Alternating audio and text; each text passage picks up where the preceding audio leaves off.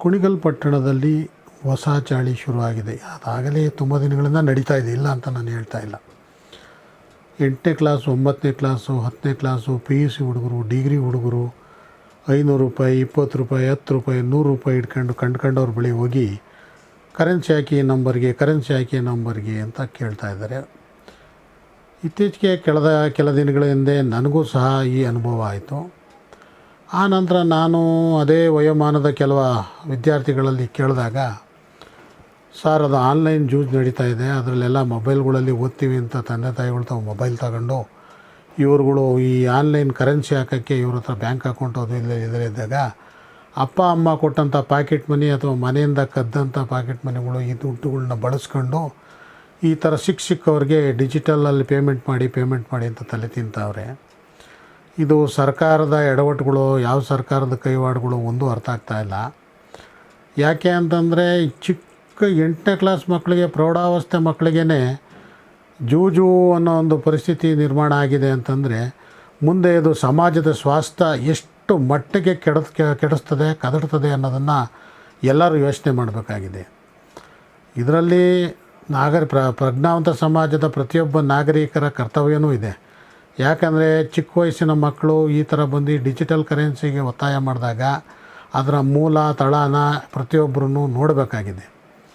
ಇವತ್ತು ಕೆಲವು ಶಾಲಾ ಕಾಲೇಜ್ಗಳಿಗೆ ಇರ್ತಕ್ಕಂಥ ಚಹಾ ಅಂಗಡಿಯವರು ಅವ್ರುಗಳು ಏನು ಮಾಡ್ತಾಯಿದ್ದಾರೆ, ₹5, ₹10 ಕಮಿಷನ್ ಆಸೆಗೆ ಕಂಡವ್ರ ಮಕ್ಕಳಿಗೆ ಅವರು ಡಿಜಿಟಲ್ ಕರೆನ್ಸಿ ಹಾಕೋಕ್ಕೆ ಒಪ್ಕೋತಾ ಇದ್ದಾರೆ.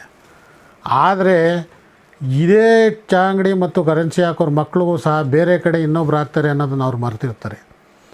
ಹಾಗಾಗಿ ಎಲ್ಲ ಪ್ರಜ್ಞಾವಂತ ನಾಗರಿಕರಲ್ಲಿ, ಚಹಾ ಅಂಗಡಿಗಳಲ್ಲಿ ಅಪ್ರಾಪ್ತ ವಯಸ್ಸರು ಯಾರೇ ಬಂದರೂ ಡಿಜಿಟಲ್ ಕರೆನ್ಸಿ ಹಾಕ್ದಲೇ ಅವ್ರನ್ನ ತಿರಸ್ಕರಿಸೋ ಮೂಲಕ, ಮತ್ತು ಅವರಿಗೆ ಸಾಧ್ಯವಾದರೆ ಮಾತು ಕೇಳೋ ಮಕ್ಕಳಾದರೆ ಒಂಚೂರು ಬುದ್ಧಿ ಹೇಳೋ ಮೂಲಕ, ಅಥವಾ ಅಂತ ಕೇಳ್ಕೊಂಬಂದಂಥ ಮಕ್ಕಳ ಪೋಷಕರ ಗಮನಕ್ಕೆ ತರೋ ಮೂಲಕ ಈ ಮಕ್ಕಳು ಚಿಕ್ಕ ವಯಸ್ಸಿನಲ್ಲೇ ಜೂಜು ದಂಧೆಗೆ ಬೀಳದಂತೆ ತಡಿಬೇಕಾದ್ದು ಎಲ್ಲರ ಹೊಣೆಗಾರಿಕೆ ಇದೆ. ಏಕೆ ಅಂತಂದರೆ ಇತ್ತೀಚಿನ ದಿನಗಳಲ್ಲಿ ಬೇಗ ಶ್ರೀಮಂತ ಆಗಬೇಕು ಅನ್ನೋ ಒಂದು ಮನೋಭಾವ ಪ್ರೌಢಾವಸ್ಥೆಯಲ್ಲೇ ಸ್ಟಾರ್ಟ್ ಆಗ್ತಾ ಇರೋದ್ರಿಂದ ಇದು ಮೇಲೆ ದೊಡ್ಡ ಪರಿಣಾಮ ಬೀರ್ತಾ ಇದೆ. ಹಾಗಾಗಿ ಎಲ್ಲರಲ್ಲೂ ಕಳಕಳಿಯ ಮನವಿ ಏನು ಅಂತಂದರೆ, ದಯಮಾಡಿ ಯಾವುದೇ ಕಾರಣಕ್ಕೂ ಡಿಜಿಟಲ್ ಕರೆನ್ಸಿ ಹಾಕಿ ಅಂತ ಕೇಳೋಕ್ಕಂತ ಬಂದಂಥ ಮಕ್ಕಳಿಗೆ ಅದ್ರ ಪೂರ್ವಾಪರ ಪರಿಶೀಲನೆ ಮಾಡ್ಕೊಳ್ಳಿ. ಆ ನಂತರ ಅವರಲ್ಲಿ ಸಾಧ್ಯ ಆದರೆ ಅರಿವು ಮೂಡಿಸಿ, ಮತ್ತು ಅವ್ರ ತಂದೆ ತಾಯಿಗಳ ಗಮನಕ್ಕೆ ತನ್ನಿ. ಈಗಾಗಲೇ ಪಟ್ಟಣದಲ್ಲಿ ಸಂಭಾವಿತ ಮನೆಗಳಲ್ಲಿ ಇಂಥ ಸಮಸ್ಯೆಗಳು ಸಾಕಷ್ಟಾಗಿವೆ.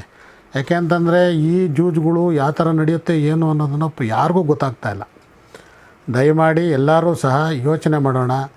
ನಮ್ಮ ಮಕ್ಕಳೆಲ್ಲ ಕಂಡವ್ರ ಮಕ್ಕಳನ್ನ ಬಾವಿಗೆ ತಳ್ಳಿ ಆಳ ನೋಡೋಂಥ ಮನೋಭಾವ ಯಾರಿಗೂ ಬೇಡ. ಒಂದು ಮನೆ ಚೆನ್ನಾಗಿದ್ದರೆ ಸಂತೋಷ. ಯಾಕಂದರೆ ಇವತ್ತು ಎಷ್ಟೋ ಮನೆಗಳಲ್ಲಿ ಒಡವೆಗಳ್ನ ಕದ್ದು ಆನ್ಲೈನ್ ಜೂಜಾಡಿ ಕುಣಿಗಲ್ ಬಿಟ್ಟೋಗಿರೋಂಥ ಕುಟುಂಬಗಳು ಸಾಕಷ್ಟಿವೆ. ದಯಮಾಡಿ ನಮ್ಮ ನೆರೆಹೊರೆಯವ್ರ ಮನೆಗಳಲ್ಲಿ ಇಂಥ ಘಟನೆಗಳಾಗದಂತೆ ಎಲ್ಲರೂ ಎಚ್ಚರ ವಹಿಸೋಣ. ಎಲ್ಲರೂ ತಮ್ಮ ಜವಾಬ್ದಾರಿ ನಿಭಾಯಿಸೋಣ. ಅಪ್ರಾಪ್ತ ಮತ್ತು ಪ್ರೌಢ ವಯಸ್ಸಿನ ಮಕ್ಕಳು ಬಂದಾಗ ಡಿಜಿಟಲ್ ಕರೆನ್ಸಿ ಹಾಕ್ದಲೇ ಅವ್ರಿಗೆ ಸಾಧ್ಯವಾದಷ್ಟು ಬುದ್ಧಿ ಹೇಳೋ ಒಂದು ವ್ಯವಸ್ಥೆನೂ ಮಾಡೋಣ.